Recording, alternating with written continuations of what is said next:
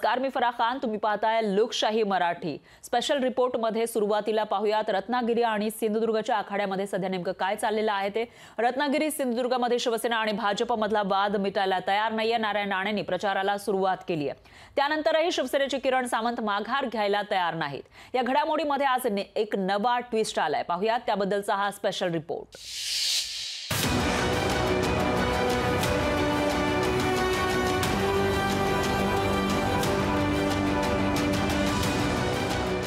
कोकणातल्या महायुतीच्या तिढ्यात आता नवा ट्विस्ट आलाय.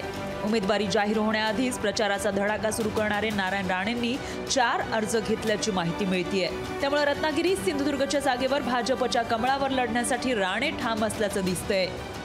महायुतीकडून अद्याप उमेदवार जाहीर झाला नाही. ते होईल, आम्हाला बऱ्याच लोकांना उमेदवार माहिती आहे, कळलं ना.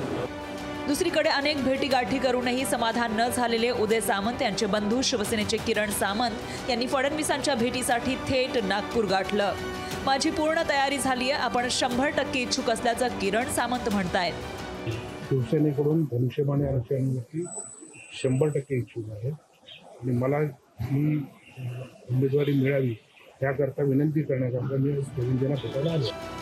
फडणवीस देतील तो निर्णय मान्य असेल असं सांगणारे सामंत कोकणातील जागा धनुष्यबाणाच्या चिन्हावर लढली नाही तर कठीण आहे हे सांगायलाही विसरले नाही. माननीय पंतप्रधान नरेंद्रजी मोदी आहेत,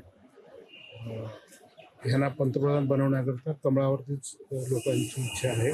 परंतु कोकण हा शिवसेनेचा बालेकिल्ला आहे. त्यामुळे तिथे जर निवडणूक लढवायची झाली तर ती निवडणूक धनुष्यबाण चिन्हावर लढवावी लागेल.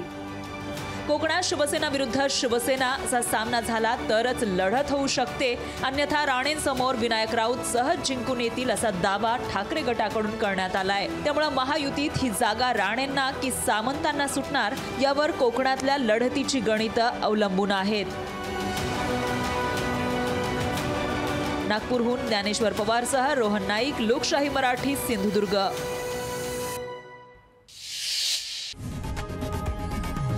लोकशाही मराठी ऐका, पहा, जागरूक रहा.